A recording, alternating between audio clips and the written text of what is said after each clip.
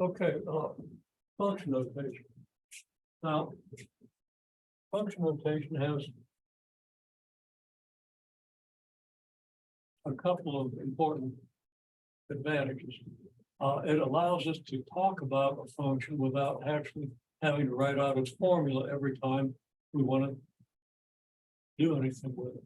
It also gives us a notation for composite functions, which we're also going to talk about. Okay, so function notation, composite functions is like a function of a function. Let's make sure we have an idea of what a function is. Now, we'll just stick with the 5 most basic toolkit functions. Okay, so we're going to say, okay, y equals f of x. Let's just start with x squared, which has a lot of nice properties. Okay.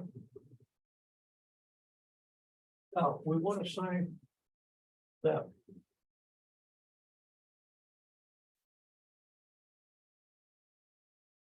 rule for this function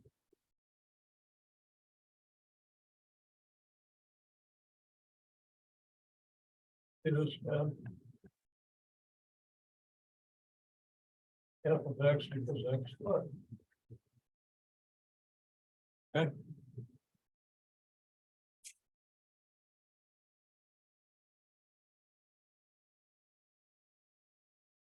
If we write, let's say, f of 6, we have we've replaced the x here by the 6. Okay, and if we replace this x by 6, well, we're going to go back to the rule. If we replace x by 6, here we've replaced it in the rule, which means we're going to get 6 squared or 36. Okay, so if we write f of 6,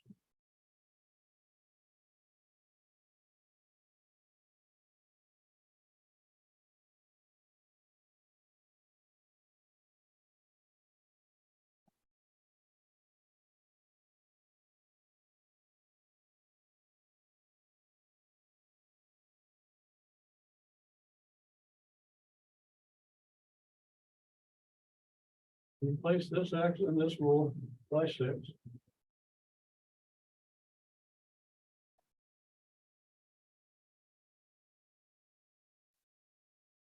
So if we replace x in the rule by 6, obviously we're going to say f of 6 equals 6 squared.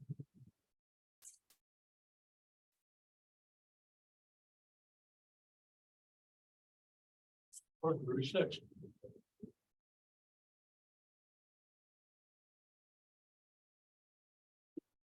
Make sense? Okay, so let's see what you get. I'm going to give you a series of expressions and see how far you can go with. Okay, now there are certain mistakes 99.9% of the people make when they first use this notation. I'll say, anytime you see f something within parentheses, then you go back to the rule. And that means you place the whole thing here with whatever is in the parentheses. Replace x in the entire definition with whatever's in the parentheses. Okay. So let's see if we can do that with these following expressions. F of -4. F of 9 minus 7. F of my favorite one, F of R bar. First letter in the dictionary. When I was very first learning to play the piano, there was a song, Arnold the Aardvark. It's so stupid, it's stuck in my head. I mean, it's like first week. So, you know, for now, you know, what, 96 years or whatever it's been since I was learning. Can't do the arithmetic, right?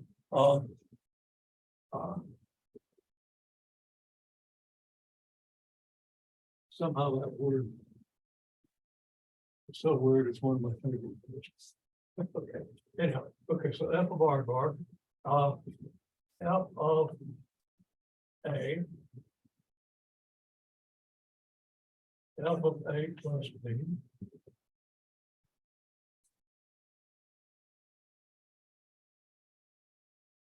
F of 9 minus f of 8.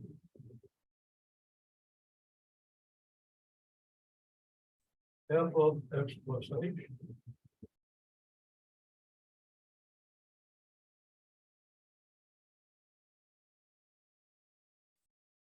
F of x plus h minus f of x. And what the heck? Whole blame difference. What do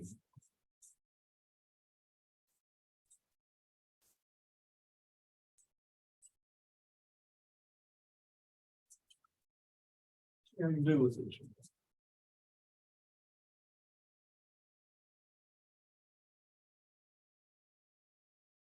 Okay, so it's really simple. F of -4. Well, we replaced x by -4, so we write.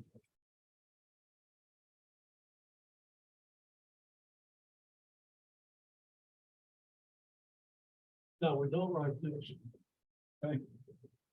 We have to put parentheses around the -4. Because otherwise only the 4 gets squared, the negative sign is out there in front of 4 squared, and you get -16. That's something that people don't necessarily understand, but it's the order of operations. You square whatever is immediately to the left, and the negative sign is immediately to the left of 4. So you have to put this in parentheses, so you square it. So that would be a frequent error. And that's why I ask people to write out the entire definition for that particular expression. Now that nobody here made any mistakes that I can see in the whole of the wax, including simplifying these expressions. Okay, and that's exactly what you hope for people to come out of our secondary schools. Okay, and not throwing stones in our secondary schools. I think it's more the culture of the area that the secondary schools have to deal with. Okay, because we have excellent people. A lot of the teachers are outstanding. And the curriculum has its flaws, but it's pretty much a standard curriculum. Here's comment. People come into pre-calculus, either from public schools or elsewhere, even though the colleges are making these kinds of mistakes. Anyhow.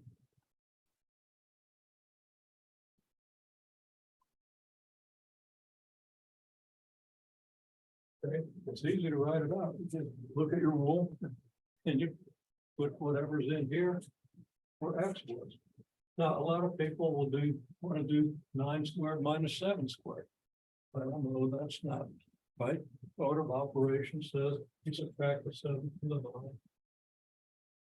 And you get 2 squared, which is 4.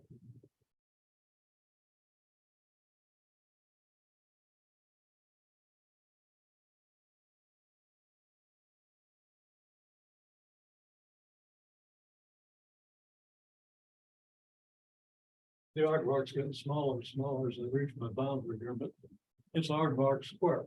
Okay. Now, if you happen to interpret this as each of these letters as a variable, then you want to put parentheses around the aardvark for squared. And then you'd have a square. You'd have a squared, r squared, d squared. Okay. Then you collect terms, you end up with 8 to the 6th and r to the 2nd and d squared, b squared, k squared, right? So it's not clear which way to interpret this, but I've interpreted it as aardvark as being the name of the variable. We're squaring the name of that variable. But if each of these letters is its own variable, then we wouldn't do that. That's more complicated than what I intended. But if anybody did that, I would say very good. Okay. Because it's ambiguous. F of A. Well, that's kind of a no-brainer. If you place X by A, this is what you write down, right? And we're writing down the definition for the first step. Then you have F of A plus B.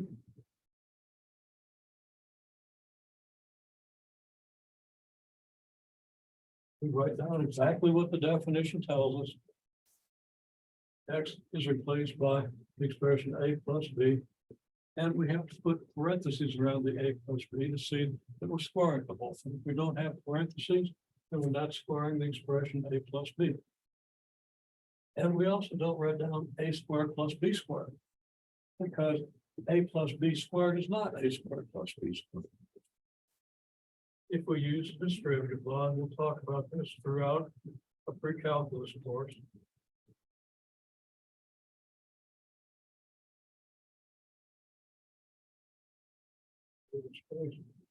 It's A squared plus 2AB plus B squared. I'm not going to get into the details of why that is, because we're going to get plenty into the detail in the pre-calculus course. But throughout the course, people are going to want to say that's A squared plus B squared, and it's not. If that was A squared plus B squared, we could prove that the square root of 25 is 7. Okay. 25 is 16 plus 9, right? Square root of 16 is 4, and square root of 9 is 3, 2, 3. Yeah, 4 and 3 is 7, right? Can't do that. Okay.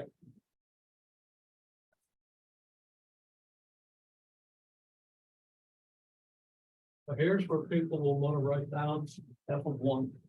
Because 9 minus 8 is 1. Okay, well, that shows that they know something about factoring and so forth. But F is not a variable, it's the name of a function. So this is function notation. We have to follow the rule exactly. F of 9 is 9 squared. F of 8 is 8 squared. And 9 squared minus 8 squared, if I do my arithmetic right, that's always a question, it was 17. 81 minus 64. Okay, pretty sure I got that right. Okay. What about F of X plus H? Well, just like F of A plus B, it's the same idea. You just got a binomial, you square it. Well, you write down the definition. It says this is X plus H quantity squared. And if you have good habits. Now, you know, when I ask people to do this, if they just write down the definition correctly, don't do all the simplification, I'm fine. Okay. I'm even finer if I see the habit of simplifying expressions. But if I can just get people to write down the definition without even thinking. If you start thinking after you write this down. Don't start thinking before you write this down, then you usually end up pretty much okay.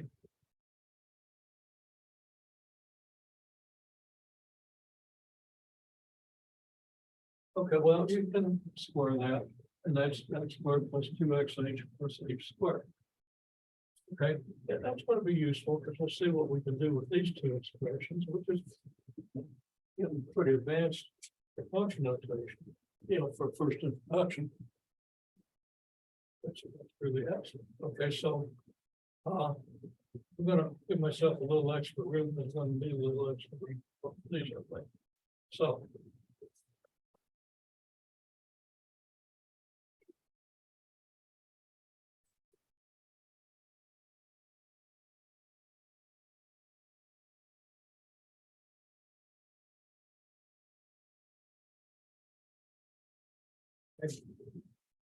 This gives us X plus H squared, and F of X is, of course, X squared.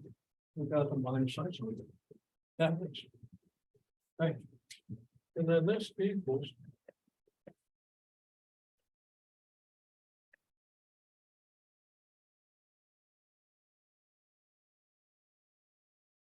This. Of course, x squared minus x squared is 0, and that just leaves us.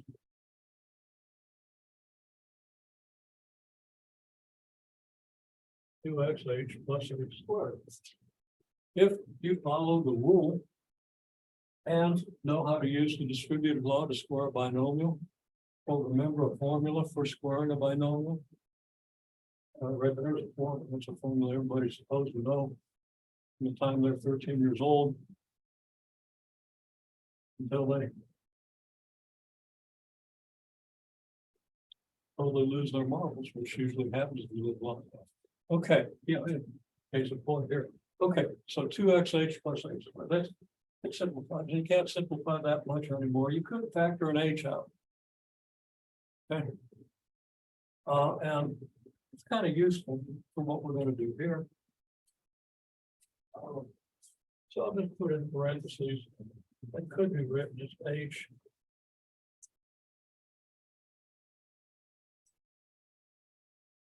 times 2x plus h, although I wouldn't necessarily expect to see that. When you're simplifying this, you're moving to an expanded form, and the expanded form is going to work just fine when we get down here. But this one's also worth thinking about, make sure we understand that we could use that form if we needed it. Okay, then our final.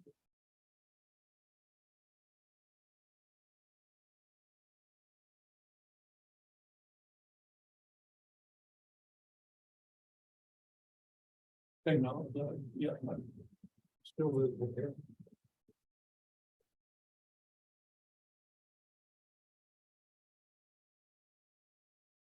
Okay, replace f of x plus h with what I get when I replace x by x plus h. Okay, and f of x by what I get when I replace x by x, that doesn't really require a replacement, does it? So this is, I'm just repeating steps that I've already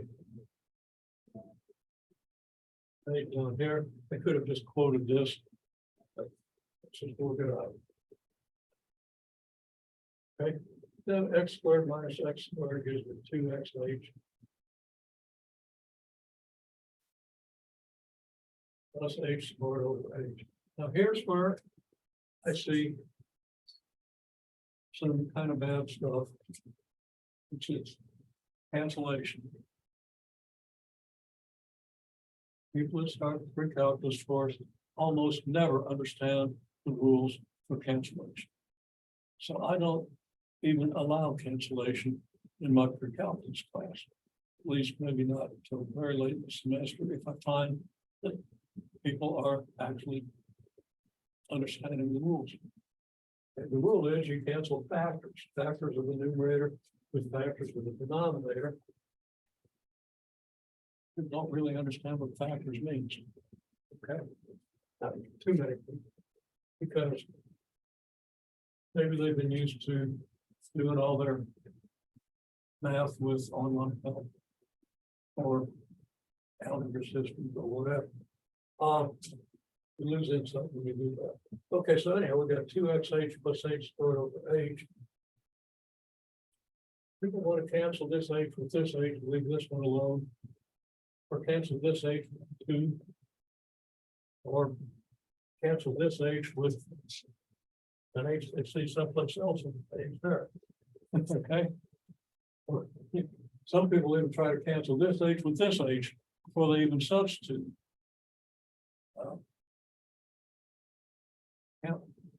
Can't make progress if people are doing that, so we don't cancel. Okay, we write this. I'm going to write this as 2xh over h. This is a distributive law. Plus h squared over h. Okay, now 2xh over h would be written 2x over 1 times h over h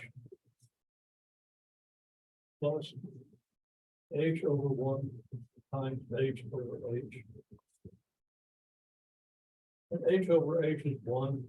Multiplied by one doesn't change anything. Divided by one doesn't change anything. This gives us 2x. And again, H over H is one, H over one is H. It's 2x plus H. Now, usually people would want to write out this step. I have in the past asked people to do this. It's beyond what they're willing or able to do. When we come back to the rule, factor of the denominator and the factor of the numerator, which is really what I've written about here. H is a factor of the numerator, H is the denominator, so those two divide out. And you can see why they divide out here. One of the H's up here can be divided by this H, and they both go away, and we end up with H. All right.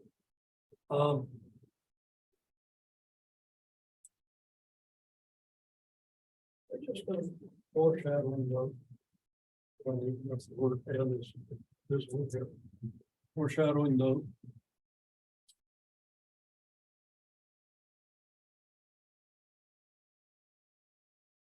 You might think about what this means. If we allow H to shrink down to 0, that means we don't let H actually become 0, but we let H come closer and closer and closer to 0, closer without limit.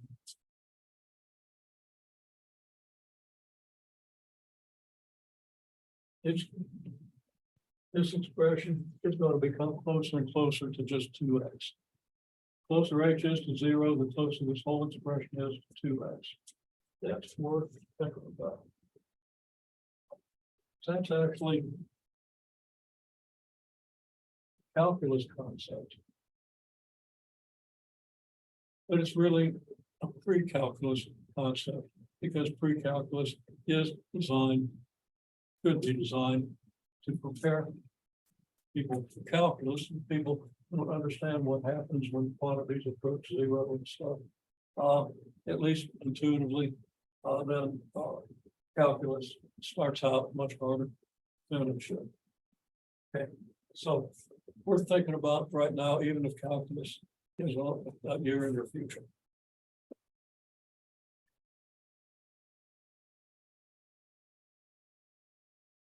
Okay, so we're going to talk about composite functions. Taking, starting from where we left off. We're going to let f of x equal 2 to the x. Definition of the f of x function. When I asked what's f of g of x, I did that without any problems. Put it down. He wrote down exactly what I wrote the same is, which is that f g of x equals 2 raised to the g of x. And we just replaced x by g of x. And this is what we get. Okay. This definition here is exactly the same as this, except I'm using g of x where I was using x. Very good. And then there's a comment. I don't know what g of x is. No. Neither did I. Either I still don't know what it is, but in a minute I'm going to decide. Okay.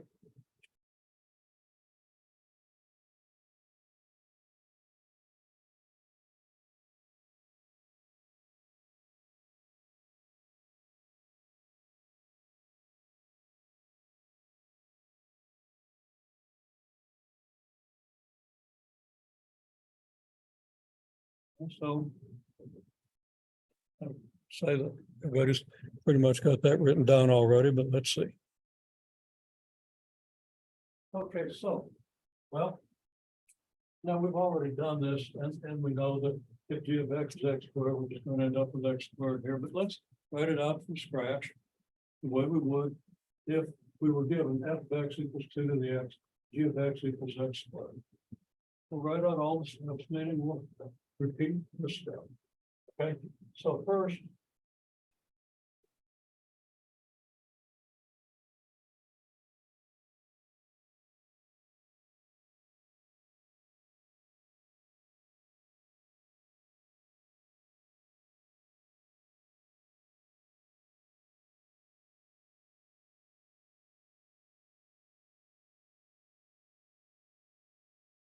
f of g of x equals 2 to the g of x.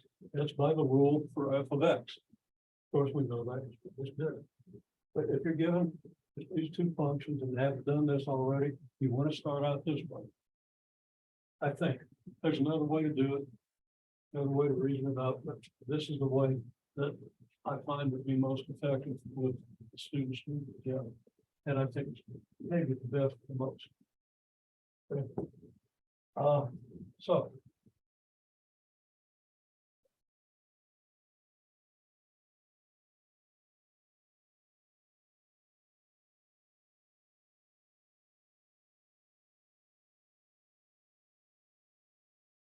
And since g of x equals x squared,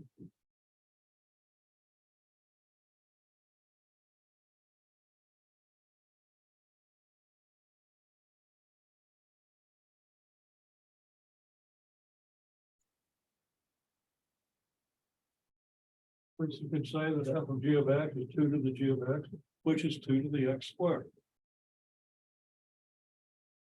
I emphasize we would start this if we know the rule for f of x by just writing f of g of x without worrying about what g of x is until we get this expression. Then we don't get confused by the form of g of x. If it's already written down for us, it could tend to confuse us. In other words, okay, so now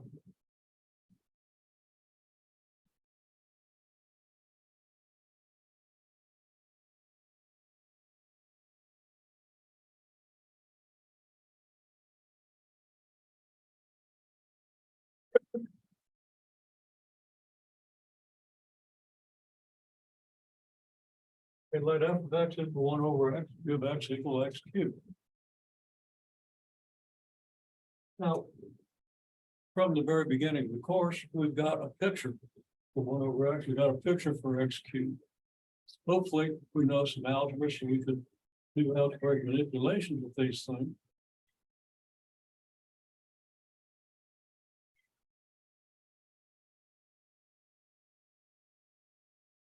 But we don't want all that to confuse our use of this process until we've done a number of problems of this nature. So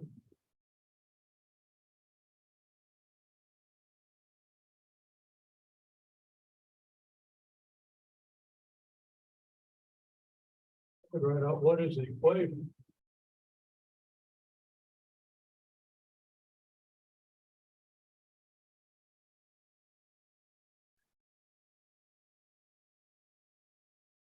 for f of g of x. So I recommend, I'm going to ask everybody to write this out in the form I wrote this time. Okay, in that order of reasoning, which means that you're going to treat g of x just like an aardvark. Okay. And then you're going to replace g of x with its formula.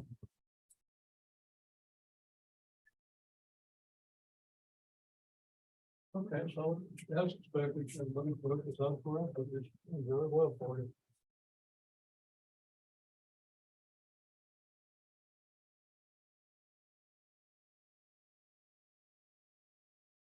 By the definition for f of x, the rule for f of x,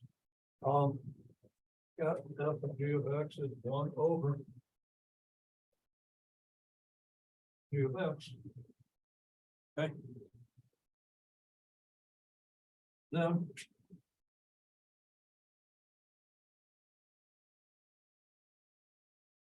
well, this one I heard about is one system series equality. I'm going to put more words about it, but the words are all right here. You always want to think about what the words say. The g of x is x cubed. So there it is. I like the way I saw this written out. That's the reasoning you want to use, but once you're secure with that reasoning, boom, boom, boom, okay? And we understand why. Okay, well, how about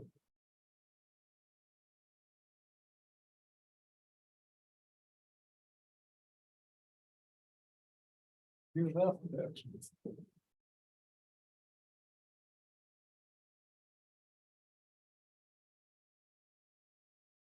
Okay, are we in focus?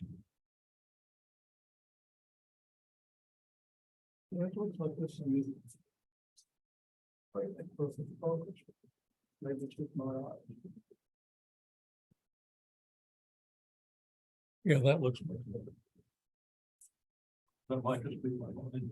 Okay. G of F of X is what? Don't you go by the rule for G of F? G of X is X cubed. So if we replace X by F of X, here, we get 2 F of X equals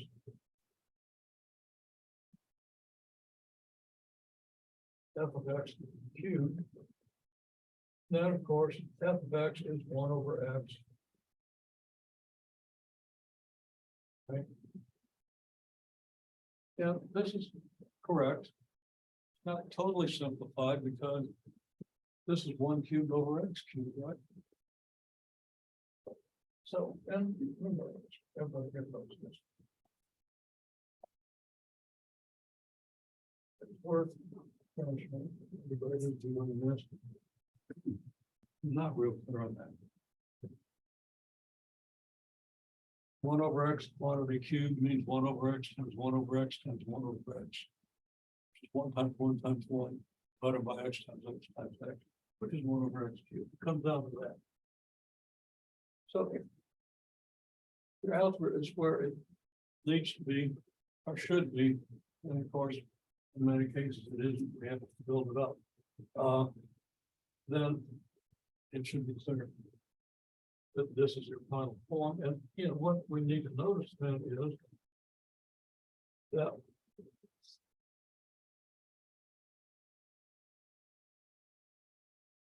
so in this case,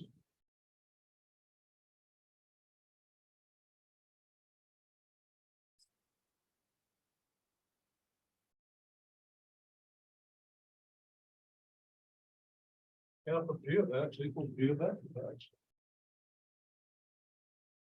Now, there's a question, well, is that always the case? It turns out it isn't.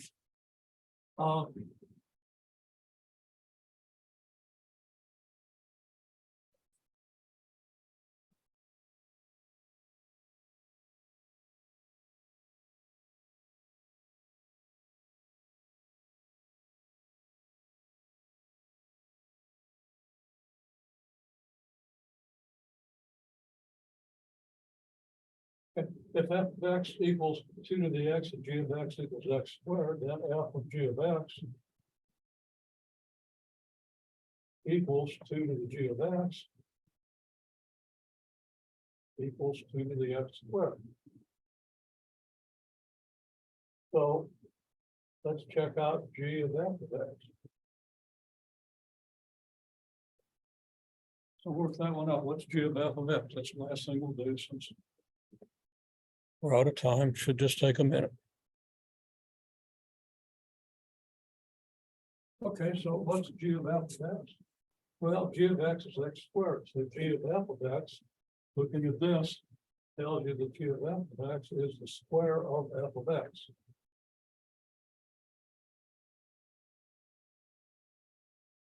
Now, knowing that F of X is 2 to the X,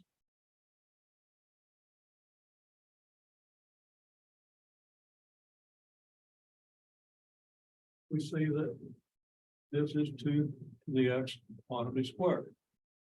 Now, there's rule of exponents and you know, people do tend to be fuzzy on the rules for exponents. We do power over power. It's easy to confuse that with a base, the product of a base to 2 different powers. The 2 to the X quantity squared is 2 to the 2X. You multiply exponents.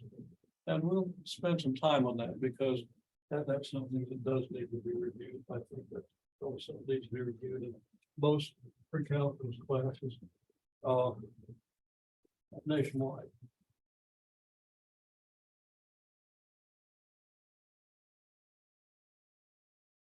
Okay, well, let's just get rid of that smudge there. That's the first mistake I made. It actually wasn't a mistake. Oh, yeah, it was, because it started right out the exit. It was the exit, okay. So what we've shown is that,